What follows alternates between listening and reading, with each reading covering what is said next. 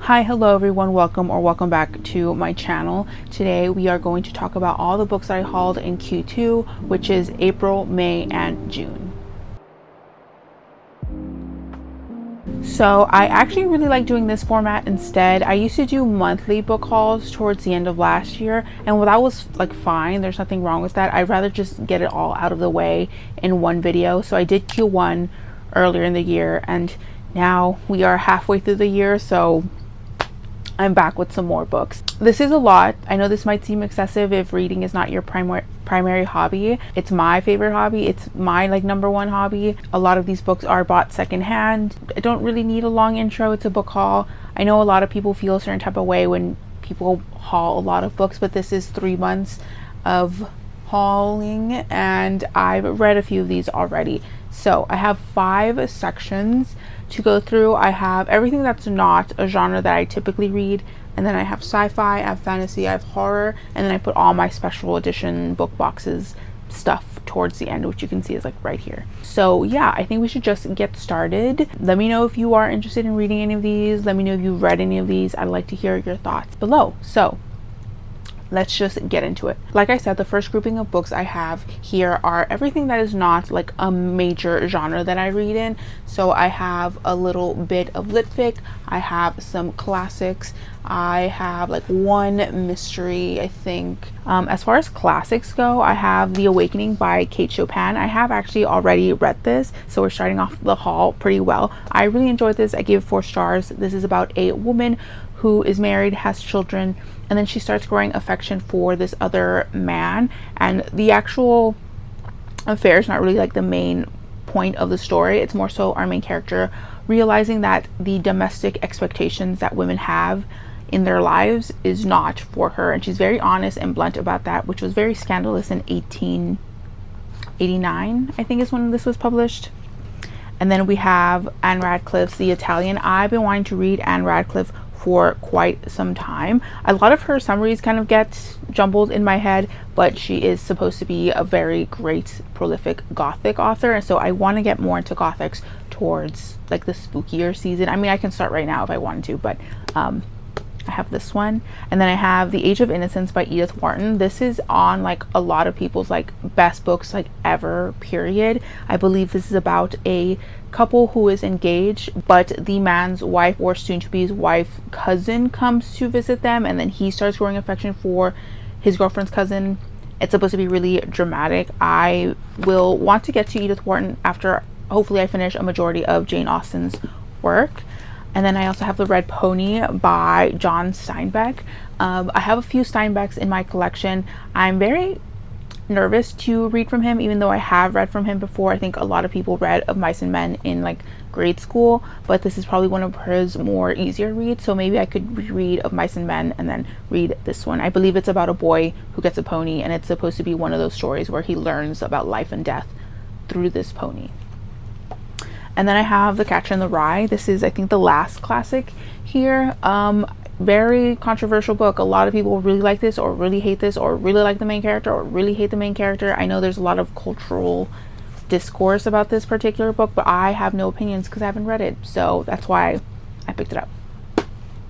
I have 2 literary fictions. Claire and the Sun by Kazuo Ishiguro. I really like Never Let Me Go writing wise. The actual story wasn't anything that blew me away, but I understood what he was going for, and I know this is getting adapted into a film soon. It's going to be released soon. I'm not so hot on the director, but I believe this is about an artificial friend, something along those lines. I was going to put this in the sci-fi section, but I think this falls more into literary fiction, and I hope I really enjoy the writing. Maybe I'll pick this up soon because of the film.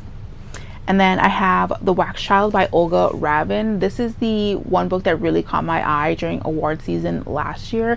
I believe we are following the persecution of a witch in Denmark, I want to say. Yes, in 17th century Denmark.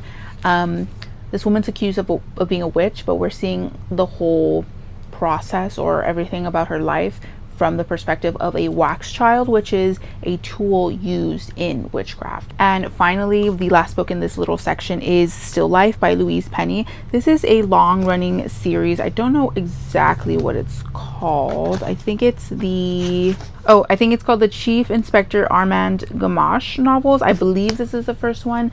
I love long running mystery series. I think they're something that I just really enjoy them. So I have a couple that I'm currently in the middle of, but I thought I'd pick this up and to give it a shot. As much as I love long running mystery series, I can't really like hold all of them. Like I'm in the middle of the JD Robb, Nora Roberts In Death series, and that's like 50-60 books. This is also a couple books, but if I enjoy this book, then I have another one of those series in my back pocket to read when I'm in the mood for like a classic mystery detective book, which I enjoy. So that's section 1. I think we can do horror next because a few of these horror are kind of sci-fi leaning, and then we'll go into sci-fi after this section. So section number 2 is horror. I have Feed by Myra Grant. I've been wanting to read more Shauna McGuire, Myra Grant for quite some time. I believe this is a zombie story. It says the year was 2014. We had cured cancer, we had beaten the common cold, but in doing so we had created something new, something terrible that no one could stop. The infection spread, virus blocks taking over bodies and minds with one unstoppable command, which is to feed. 20 years after the rising, Georgia and Sean Mason are on the trail of the biggest story of their lives, the dark conspiracy behind the infected. The truth will out, even if it kills them. So I believe this is a zombie story, but it also focuses on like social media and news outlets and how all that kind of operates in moments of crisis. I feel like maybe social media and all that kind of stuff is going to be a big part of this. I think it's a trilogy, I want to say. Again, most of my books are like used, so you're going to see them all like beat up. That's fine with me. What else do I have? I did get 2 arcs way back when that I still haven't read. I have Morsel by Carter Keene. I believe this is about a property appraiser who goes to look at a property in the Appalachia area, and she thinks she's being followed. Fortunately, she has her dog with her, and if anything happens to the dog, I don't know what I'm gonna do. But this sounds fantastic. I really want to read more, like I think this is like folk horror maybe, and it's really short, so I could pick this up pretty soon. I did get an arc for Nowhere Burning, which has already been released as well by Catriona Ward.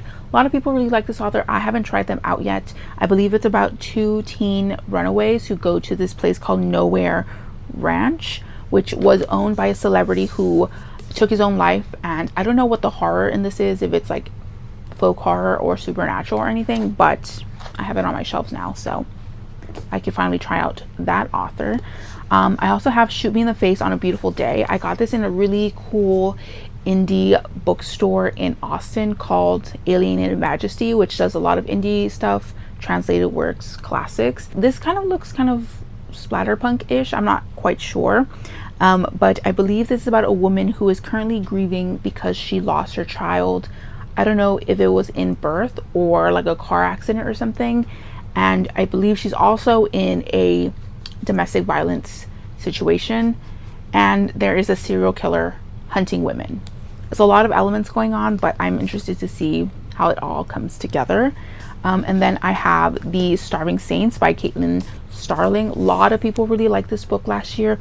This is a horror about a couple of, I want to say, nuns who are currently barricaded in some sort of church or castle or something, and then these saints come to them and things get weird.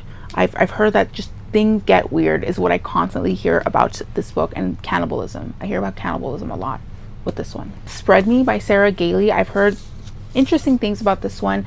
I believe this is about a scientist who is studying mushrooms or bacteria, viruses, and she takes back a species to look at with her team. I don't know exactly where, if they're in the Amazon or whatever have you, and they are studying this sample, and it infects our main character, and she wants to spread the disease now that it's inside her.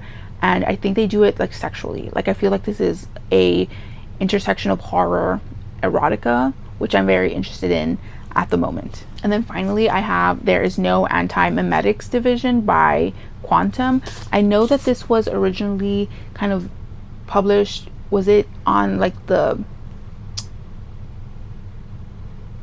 creepypasta website. I'm not quite sure.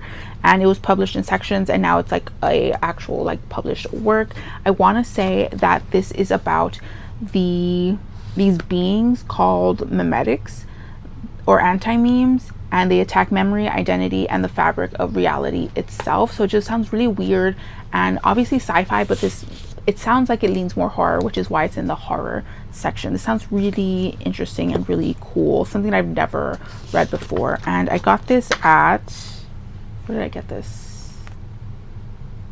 First Light in Austin, Texas, which is another indie bookstore that I really enjoyed. I'm kind of rushing through these. I don't have a lot to say, and I don't really want to give too much time to one particular book, since some of these will be in wrap-ups or have already been in wrap-ups already.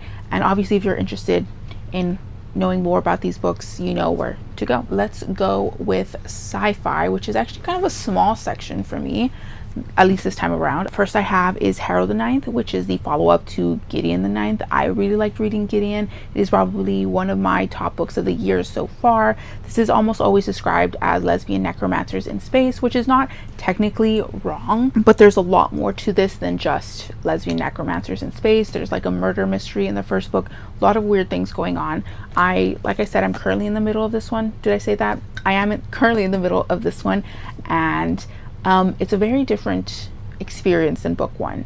I'll just say that. Next I have is Nine Fox Gambit by Yoon Ha Lee. I've been wanting to read this one forever. I believe we follow a captain who is kind of disgraced for some previous actions, and she's been given a like kind of final task to kind of build up her reputation again, to take back this spaceship, I guess, that's laid under siege as well. In order to do this, she's going to need the help of another disgraced like army general who killed himself, his army, another army, and she's using his like downloaded consciousness to take back this fortress, this space fortress. Sounds wild, but I've heard great things about this.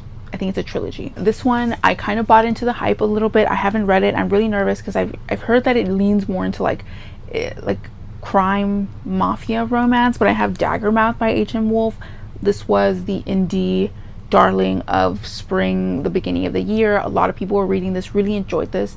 It's supposed to be a dystopian romance, but like I said, I've heard that it leans more like mafia vibes. It's kind of just set in a dystopian setting, and we follow an assassin who is forced to marry the son of the president of this dystopian country. We'll see how I feel about this one. And finally, the last sci-fi I got at Half Price Books is Caliban's War, which is the second book in the Expanse series, which is the sequel to Leviathan Wakes. Really liked Leviathan Wakes. I did like a dedicated reading vlog just to that book a few years ago. Don't go and watch it. It's probably not that good of a vlog, but I had a good time reading it. Had some problems, but I feel like the problems that I had with book one might be resolved for reasons, and this is the second book. I would really like to get back into the series. It's very intimidating because of the chunkiness of it, but I did have fun reading it. It's a space opera, so very action forward. So we're almost done. I know I'm kind of rushing, but we're moving on to fantasy. I'm really excited for this one. I have the Dark Elf trilogy by R.A. Salvatore. I've been wanting to dip my toes into the Forgotten Realms for quite some time, and by and large almost everyone says to start with the Dark Elf trilogy because it's kind of a contained story following Drizzt, who is a dark elf, doesn't like the culture of his people, and he wants to kind of escape and do his own thing on like the surface of the world. And yeah, I heard it's entertaining. I have two Mercedes Lackeys books. I can't say that, but I have Arrow's Flight, which is the second book in Talia's trilogy, and then I also have Magic's Promise, which is book 2 of the last Herald Mage series. I have read Arrows of the Queen and Magic's Flight, I want to say, or Arrow's Flight, I want to say.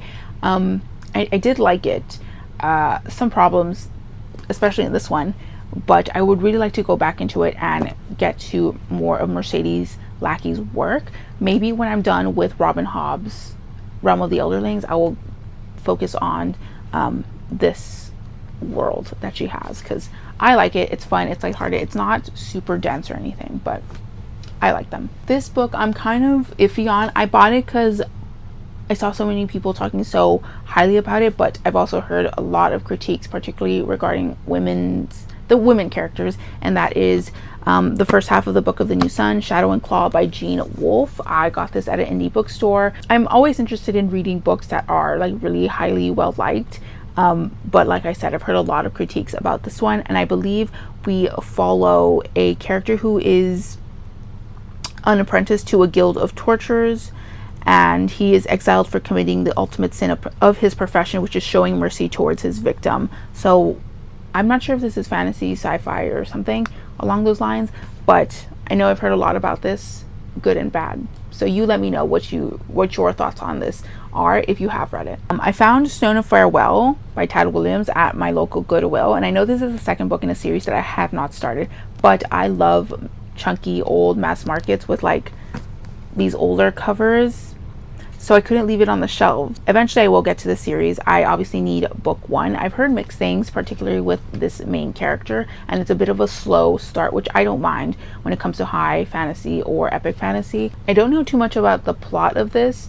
I'm assuming that there's a young boy who kind of grows into his own character, which is kind of the plot of a lot of these older fantasy series. Next I have Daughter of the Blood by Anne Bishop. I've been wanting to read this series for quite some time because I know that a lot of fans of Sarah J Maas, or critics of Sarah J Maas, which I've read 1.5 of her books and I don't really care to read any more of her work.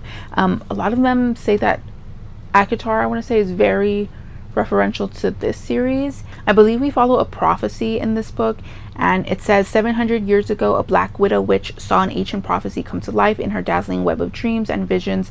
Now the Dark Kingdom readies itself for the arrival of its queen, a witch who will wield more power than even the High Lord of Hell himself, but she is still young and still open to influence and corruption. I believe this is going to be a combination of like romance and obviously like a fantasy plot of a woman kind of gaining power and open to manipulation, that kind of thing.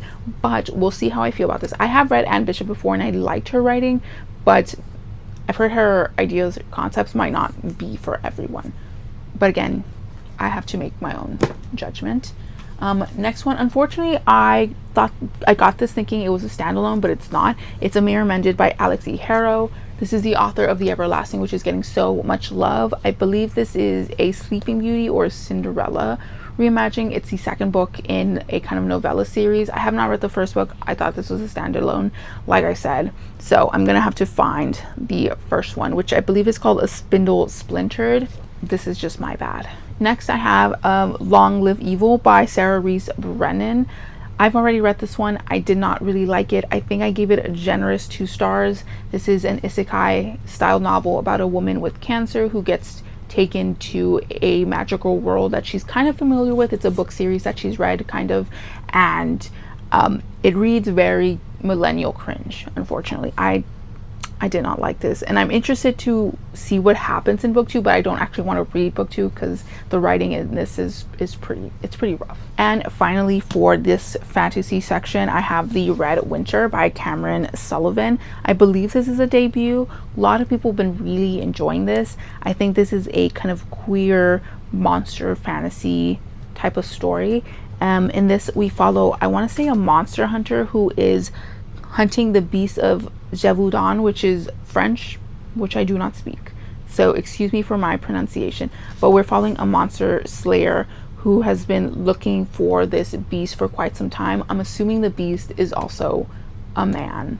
I'm hoping that this is kind of like a historical, like supernatural episode, which would be fantastic. Finally, we've reached our last section, which is special edition / bookish subscription box books. So probably my most anticipated at the moment is The Unicorn Hunters by Catherine Arden. This is the same author of the Winter Night trilogy. I'm really interested to read this because this follows Anne of Brittany, which I've read another fantasy series that surrounded Anne of Brittany as well, and I really like that trilogy. I'm hoping I'll really enjoy this one. I believe this is about Anne, who promised her father she'd never give Brittany away to France, and France is kind of being France, and our main character betroths herself to one of France's enemies, and unicorns are involved in some way. I'm not quite sure how. I obviously haven't read it, but I am very eager to read this one. This is probably the top of my list at the moment. Next, I have Starside by Alex Astor. I'm on the fence with this author. I haven't read from her before, but I obviously got this in a fairy loot box, and I've heard mixed things about this book. Some people absolutely loved it, and some people have not. I want to say we follow a character who lives in a world without magic, and she's going to compete to enter the world with magic, something along those lines. And there's like a weapon and dragons involved. It's a beautiful book, but I've heard mixed things about this author, so I'm nervous. Stormbreaker by Nisha J. Tooley. This is a YA dystopian as well, I want to say, and we follow a character who is going to marry someone from a different, like, highly regarded family, and I believe she can control like the thunderstorms that like plague the world, even though that's like unheard of. And then someone enters her life who is not her betrothed, and things get a little messy, a little crazy. But I've heard like this is supposed to be like the YA romance of the moment, from what I hear. Next, I have Deathbringer by Sonia Tagliarini. This is a adult romance, dark romance. In this, we follow a character who can speak to the dead, and her sister has recently passed away. She went to this like fancy school, so our main character follows her to the school, or enrolls in the school, and I believe she pairs up with a man who has like snake magic, and he hates people with death magic, which our main character has, and they uncover secrets at this school, and I think it sounds kind of gothic-ish, but hopefully I enjoy it. Nemesis Mine by Amy Archer. This is, I think, fantasy, because it came in a Luma Crate box, and this is about a villain and I guess like a hero or someone who's really greatly admired. They kind of come together and they plan out a like fake feud between each other for like entertainment or popularity purposes, and they probably actually fall in love, judging by the back. It sounds kind of cheesy, kind of dramatic, which I actually really like in romances. I love soapy dramatic goodness. That's very entertaining for me. Thistle March by Moria Corrigan. I believe this is about a woman whose uncle passes away, and is it her uncle? Her uncle leaves her a home, Thistle March Hall, and I believe this takes place after World War I, and in order to like keep the house, she has to like fix it up, and there's fae involved and like missing family members. It's supposed to be kind of that like eerie fantasy. I really love a historical setting, so I hope I really enjoy this. I don't really read a lot of post World War I work. I read a lot of World War II and post World War II stuff that's really popular, but not a lot of post World War I settings. The Gravewood by Kelly Andrew. I believe this is a YA book about a young woman whose friend disappears into this forest, I guess called the Gravewood, and in order to find her, she makes a deal with the vampires that live in the forest, or I guess like the head vampire that lives in the forest, to help find her friend. I believe that's the plot.